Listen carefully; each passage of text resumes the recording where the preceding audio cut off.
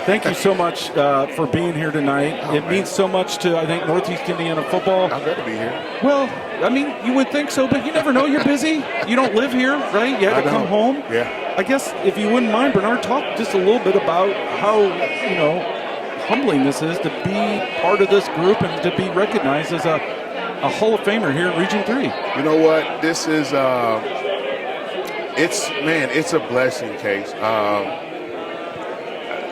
Literally, when it came to me, the phone call, I was working out, and I was just like, yo, like, for real? Like, and I mean, I tell people all the time, I play the game of football to put fear into people. Oh, yeah. And I had a lot of fun. I had a lot of fun doing it.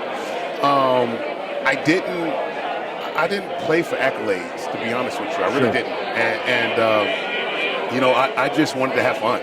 So to be able to, when I got that phone call, I didn't believe it. Because I'm one of the ones where you don't believe it until you see it. You could tell me all day long, but until I see, okay, wait, Bernard, you're in the Indiana High School Hall of Fame, and then I see something else, and then now I'm here. I'm like, now you're here. Okay, well, do you believe it now? Yeah, I do. I believe it now. So it's truly a blessing. And I mean, for me, it hits different because obviously I played against Spence and Trey, and then played with Spence at Purdue.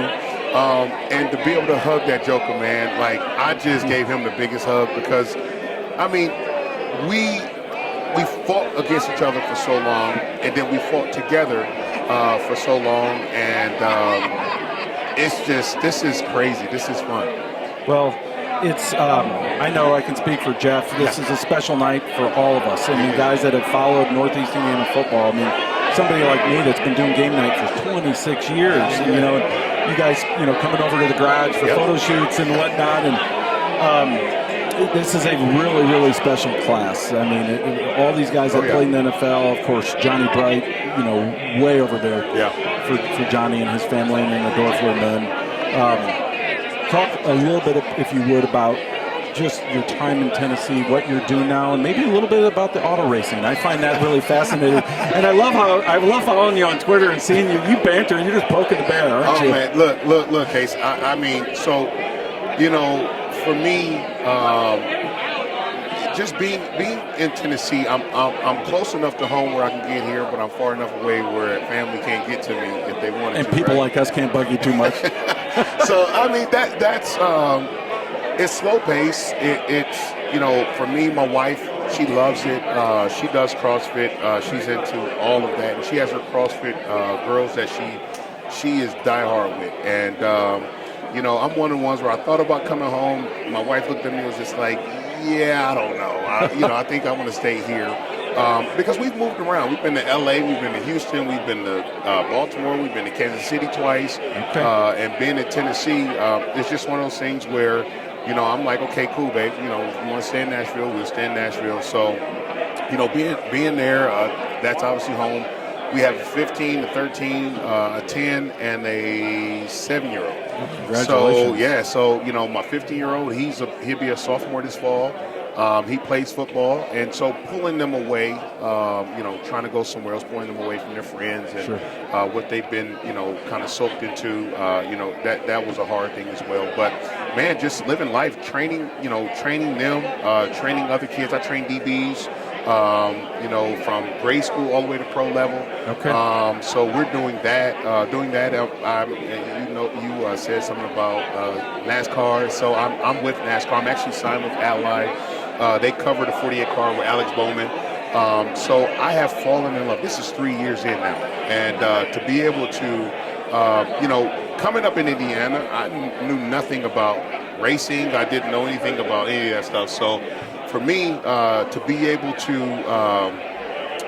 learn and to be able to soak it in and to be able to dive in and learn a new sport has just truly been amazing. And I mean, for everybody, in the sport, the fans, the drivers, everybody, it's just been truly a blessing, truly a lot of fun. So, yeah, man, that's kind of what I'm doing. Bernard, we just got another minute or so with you. Take us back to your Southside days and some of those memories. I tell stories all the time that when I saw you play personally, sideline, you wouldn't have just like one hit in a season or in a game. It would be in a series. You'd have multiple hits. Right. And you said yourself, and this is not the first I heard this, is like you wanted to instill fear in your opponents, and you did. Where did that come from, that desire to play the game so physically? You know what, Casey, just watching, I watched a lot of tape, Steve Atwater, watching Ronnie Lott, watching Rob Woodson, watching, Greg Lloyd, watching so many men play the game, and I grew up a Bears fan, so obviously I'm watching that Bears defense get after it. Mike Singletary. I mean, we gonna be here all day. Y'all remember that? Like, that joker didn't play no games. Like, he was ready for it, in the thick of it, and was always, head first, ready to put it on the line for his team. And so I think that mentality, watching it, and then actually once I actually hit somebody, I'm like, wait a minute, I'm still alive, I'm still cool, I'm okay, and all this other stuff. Like, I was just like, oh, it's going down. And I think, and a lot of people, I've talked to a lot of people about this, but, I played the game. I had anger in me as a young boy, just from things that I was, brought up in, and things that was happening at home. And, I played the game of football to stay away from home. And did you let out that aggression on the football field? I let it out on the field. And so, I really enjoyed the game. And I can honestly say I didn't fall in love with the game until my second year in the NFL. Really? Yes. I just enjoyed football. Football was an outlet, for me to let go. Okay. It was just and a lot of people, I tell, my young DBs, I tell them, like, you take this stuff, you enjoy this game, you fall in love with this game, so you can, because the game can do special things for you, as it's done for all of us. But that was it. And I mean, just, I tell people all the time, high school, playing at Southside, I remember our last game playing in Muncie Central, losing a close game, and I remember I was getting on a private jet to go to Purdue. Purdue played Ohio State, and I cried like a baby because I knew it was over. It was a chapter. Yes, and enjoy high school football, because you can't get this time back. And I'm telling my son, I'm preaching to him as I preach to other kids, like, this is the time where, you're on the field with these guys, you're watching these coaches, you're being taught by the coaches in the classroom, you're in the hallways with your teammates, and you're just enjoying life. Like, this is where this is supposed to be fun, because it's pure. It's pure. And guys understand it's getting worse now, but college football is a job. Now more so than ever. Exactly. Yep. And so, enjoy high school ball, and I mean, playing here, playing for Southside, meeting people like yourself, man, it's really crazy. But those are memories. I will cut my high school film on before I cut anything else on, and just watch it, because I knew, like you said, it was pure. Yes. That's where I had the most fun, and that's just what it is. Bernard, one more minute. Talk a little bit about the people that are here tonight, to share in this celebration and this honor, and what that means to you. Man, on your behalf. Yeah. So, of course, my wife, who's been the glue to our family, and my boys, my girls, my best friend Brian, who's like my brother, who is my brother. I shouldn't say that. He is my brother. Nice.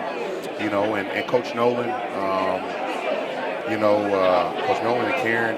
This is going to be a night where I try to get through it without crying, because, obviously I wouldn't be here without all of the support, from them. My Aunt Loretta, my mom wasn't able to make it, but my Aunt Loretta, who has been like a mom to me since I was a baby, someone who I love dearly, who's representing our family, and who's it?